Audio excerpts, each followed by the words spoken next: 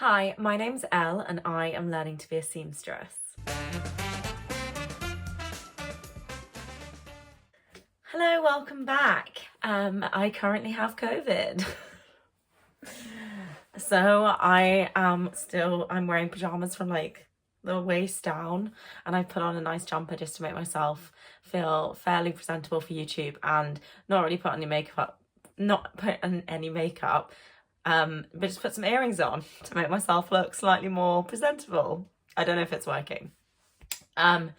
So I'm at home and I thought, what better way to spend my time? Because I'm out of the stage of like being in bed and sick. I'm kind of just like positive but have lingering symptoms, but I now have energy to get up and get around and do things. So I thought I might as well film this video. So this video is all about Frugal Frocks 2022.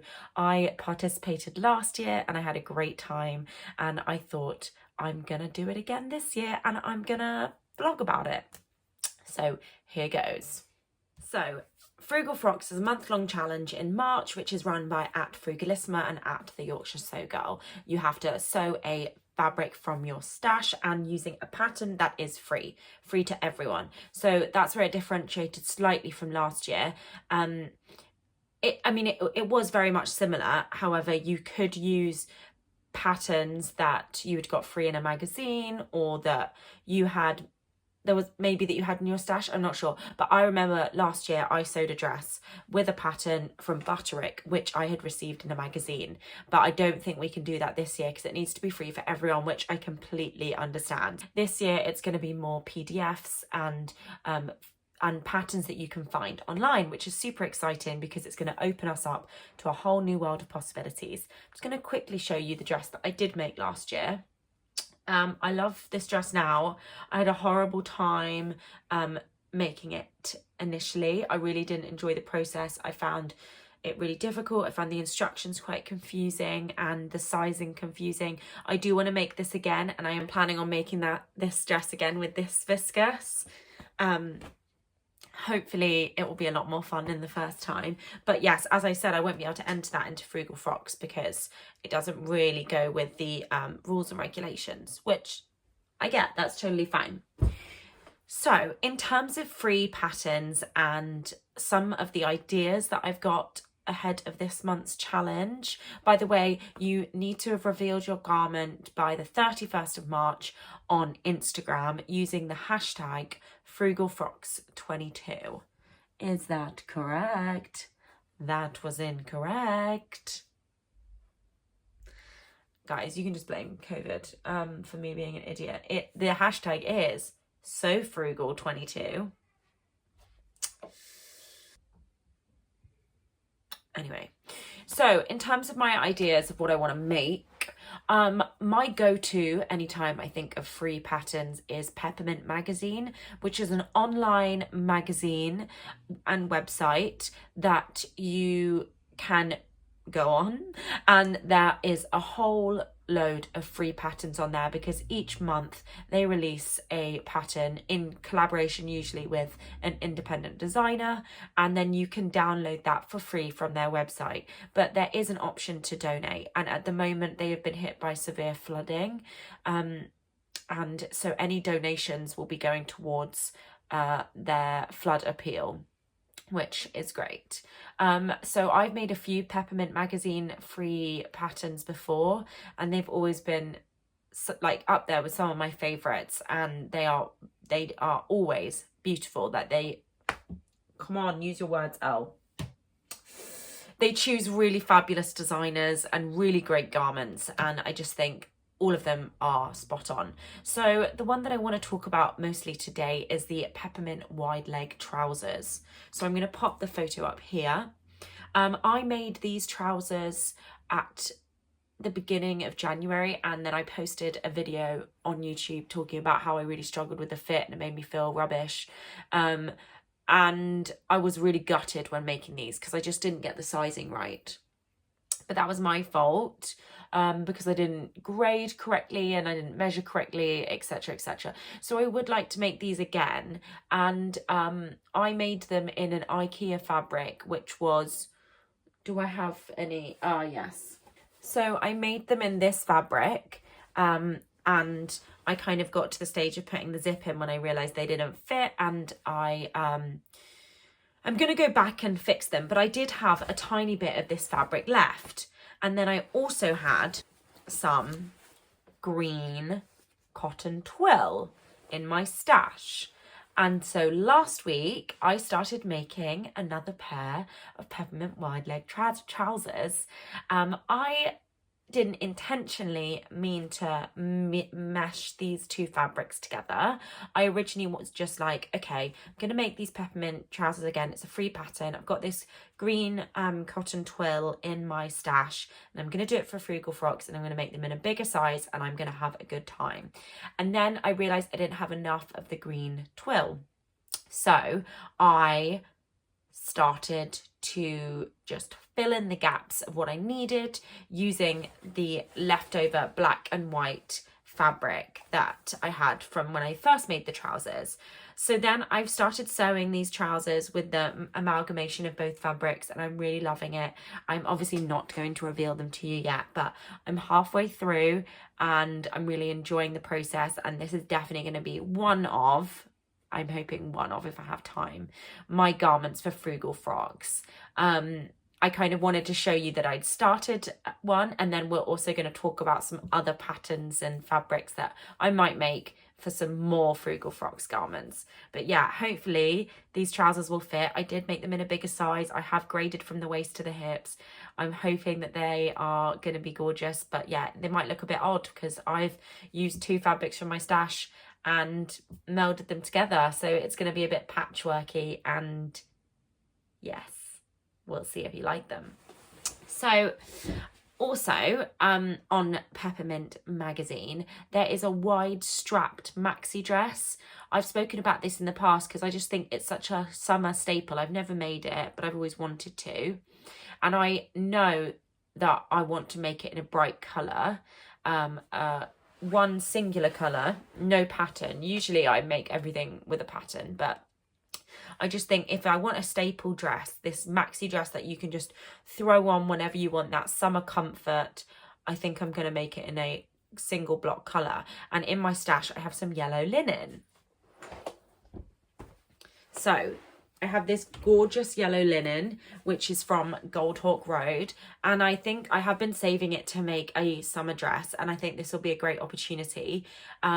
Also, it is another challenge this month. It is So Yellow for Endo, run by So What If I Sew by Jess, and she is raising money and awareness for endometriosis by doing this challenge where you have to sew something yellow and you have to donate some money. So I'm like, two birds with one stone, but also it's super miserable outside. How am I going to take photos in a yellow linen maxi dress in London in basically winter?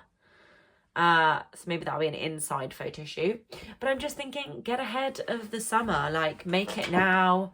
I just think it will be gorgeous, and that maxi dress is just going to be so comfy, and I just think it will be a lovely, lovely make. So I'm really considering this.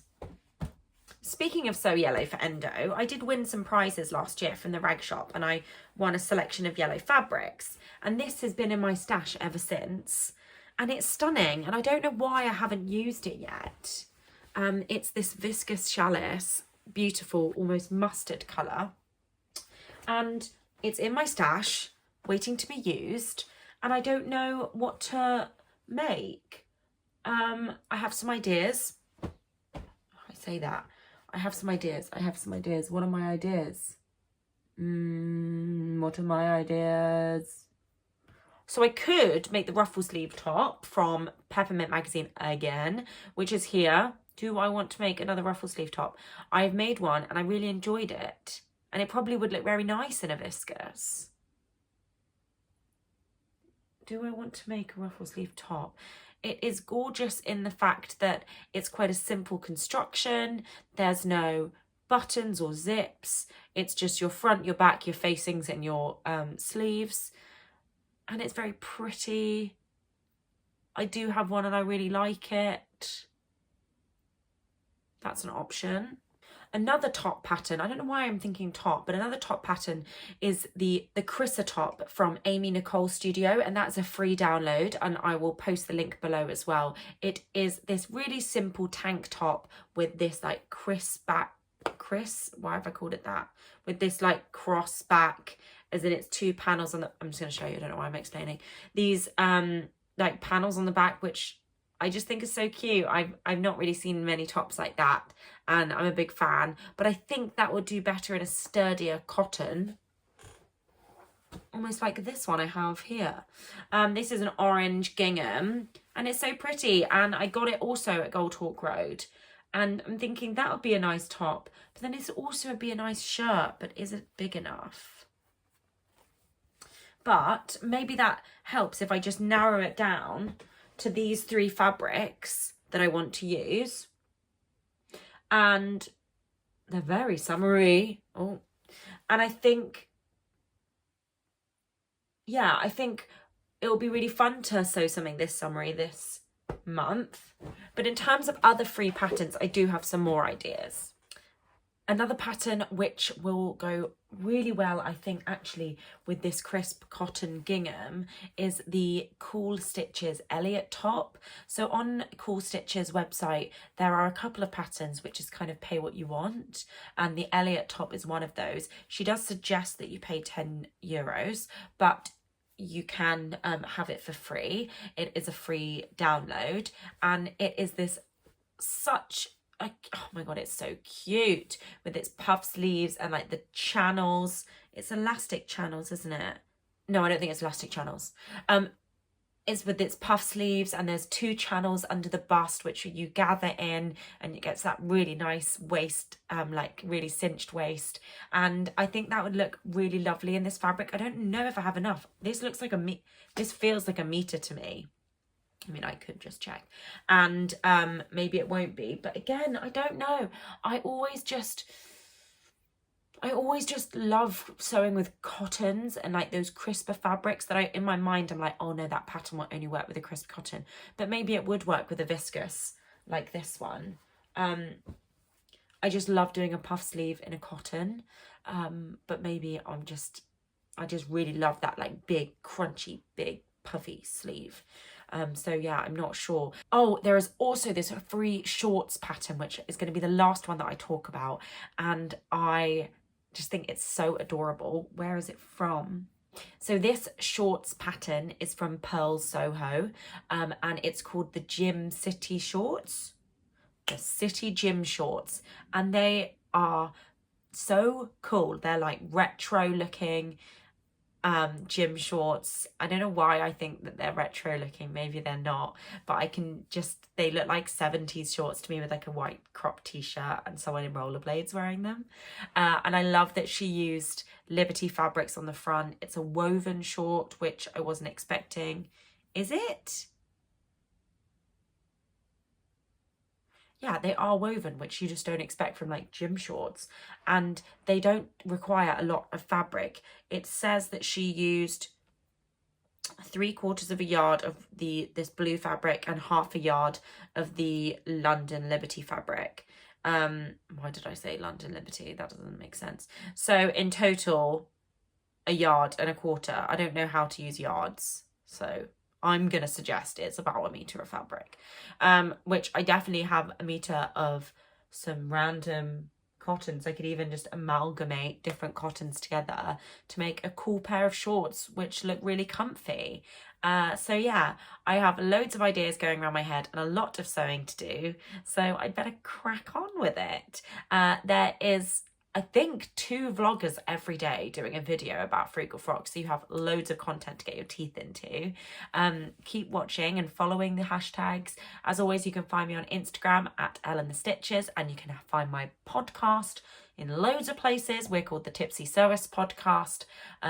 Give us a subscribe. That'd be great. Thanks so much. Bye-bye.